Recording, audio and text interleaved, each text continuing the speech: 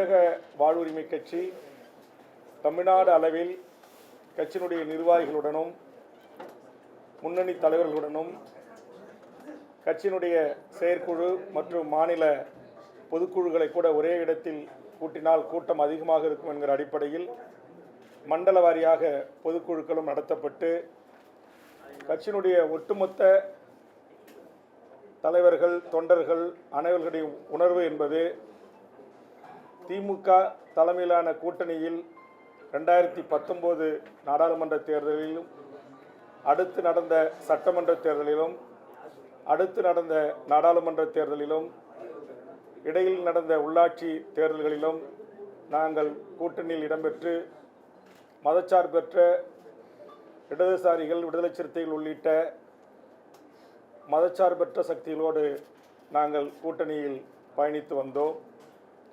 இந்த சூழலில் இந்த சட்டமன்ற 2026 தேர்தலுக்கான கூட்டணி பேச்சுவார்த்தைக்கு திமுகவால் அழைக்கப்பட்டு கட்சியின் முன்னணி தலைவர்கள் அண்ணா அறிவாலயத்தில் முதல்கட்ட பேச்சுவார்த்தையில் ஈடுபட்டோம். அப்போது திமுகவின் பேச்சுவார்த்தை குழு தமிழக வாழ்வுரிமை கட்சிக்கு இந்த தேர்தலில் ஒரு இடத்தை ஒதுக்குவதாக அறிவித்தார்கள்.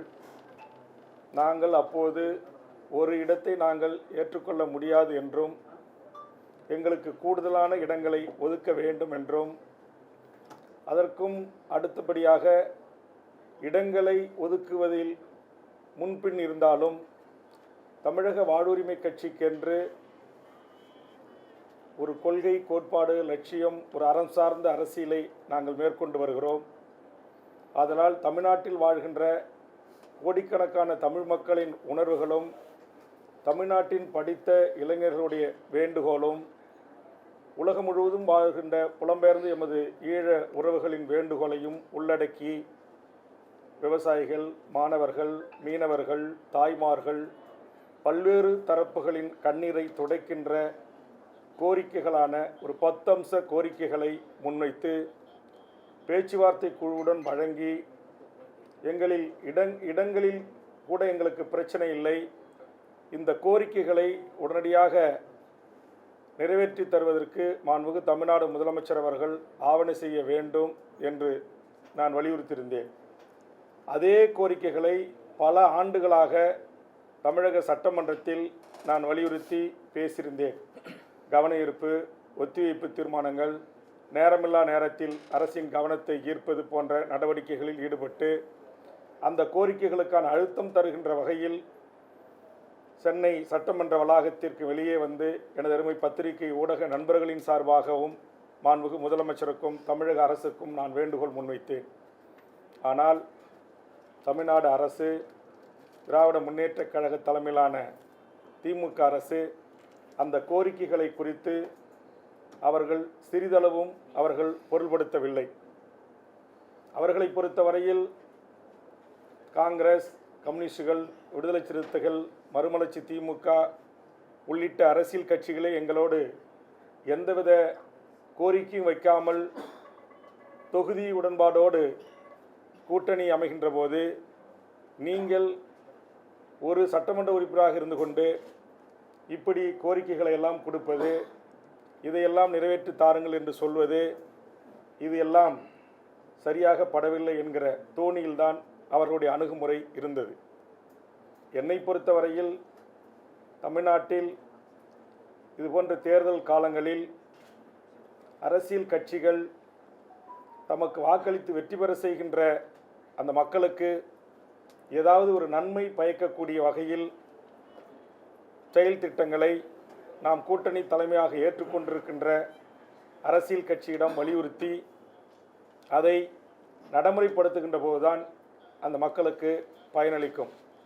குறிப்பாக நான் இருக்கின்ற நெய்வேலி பகுதியில் வீடு, நிலங்கள், கோயில், சர்ச்சுகள், மசூதிகளை இடித்து மக்களை முழுவதுமாக அங்கொன்றும் இங்கொன்றுமாக சிதறவிட்டு நிலங்களை கையகப்படுத்தி ஒன்றிய அரசு நிலக்கரியை வெட்டி எடுப்பதற்கு மாநில அரசு துணையாக நிற்பது, பரந்தூர் விமான நிலையத்துடைய நீர்நிலைகளை அழித்து விவசாய மக்களை அந்த பகுதியினுடைய பூர்வீக குடிகளை அகதிகளாக ஆக்குவது, அம்பானி அதானியினுடைய துறைமுகத்துக்கு பல பல லட்சக்கணக்கான கடல் மைல் தூரத்தை நீண்ட நாள் குத்தகைக்கு விடுவது, அதுபோன்று பல்வேறு ஹைட்ரோ கார்பன், மீத்தே, ONGCக்கு அனுமதி, அதுமாதிரி டங்ஸ்டனுக்கு அனுமதி, அதுபோன்று தொழிலாளர் விரோத சட்டத்திற்கு அனுமதி, அதுபோன்று தனியார் பல்கலைக்கழகங்கள் லாபம் ஈட்டுவதற்கு, கல்விக்கொள்ளை அடிப்பதற்கு சட்டங்களை திருத்துவது, இது அத்தனையிலும் ஒற்றை ஆளாக இருந்து கடந்த 5 ஆண்டுகளாக சட்டமன்றத்தில் நான் போராடி இருக்கிறேன். அது எனது அருமை பத்திரிகை ஊடக நண்பர்கள் அறிவார்கள். என் தமிழ் சமூகத்திற்கு நான் குரல் கொடுப்பது அங்கு இருக்கின்ற மூத்த அதிகாரி பெருமக்களுக்கு ஏற்புடையதாக இல்லை. அவர்கள் தொடர்ந்து வேல்முருகன் திமுக அரசுக்கு, இந்த அரசுக்கு மிகப்பெரிய ஒரு குடைச்சலாக இருக்கிறார் என்கிற தகவலை அவ்வப்போது முதலமைச்சருக்கும் அமைச்சர் பெருமக்களுக்கும் அவர்கள் சொல்லிக்கொண்டே இருந்தார்கள். ஒரு மக்களால் தேர்ந்தெடுக்கப்பட்ட ஒரு அரசு, முதலமைச்சர், அமைச்சரவை இந்த நாட்டை ஆள வேண்டும். அப்போதுதான் அவர்கள் தேர்தலுக்கு தேர்தல் மக்களை சந்தித்து வாக்கு கேட்கின்ற போது அந்த மக்களுடைய உணர்வுகளுக்கு மதிப்பளித்து திட்டங்களை தீட்ட முடியும், மக்கள் உணர்வுகளுக்கு மதிப்பளித்து சட்டங்களை இயற்ற முடியும். ஆனால் திமுக அரசை பொறுத்தவரையில் ஒரு குறிப்பிட்ட விரல் விட்டு எண்ணக்கூடிய அதிகாரிகளின் ஆட்சிதான் தமிழ்நாட்டில் இந்த நிமிடம் வரையிலும் கூட நடந்தேறி வருகிறது என்று நான் பலமுறை பகிரங்கமாக குற்றம் சாட்டியிருக்கிறேன். சட்டமன்றத்திலே ஆட்சி மாறி இருக்கிறது, காட்சி மாறவில்லை என்று நான் குற்றம் சாட்டியிருக்கிறேன். சில அதிகாரிகள் செய்கின்ற தவறுகளை சுட்டிக்காட்டி பேசியிருக்கிறேன்.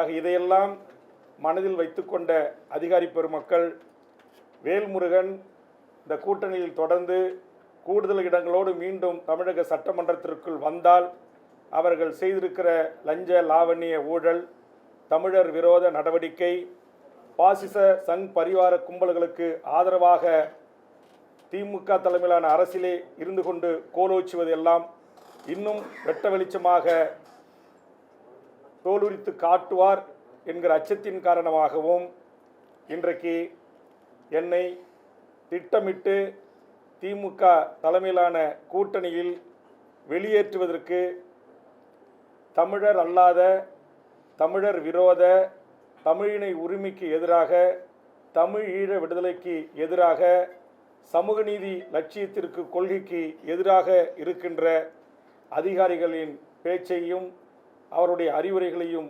கேட்டுக்கொண்டு திமுக தலைமை தமிழக வாழ்வுரிமை கட்சியை புறக்கணித்திருக்கிறது.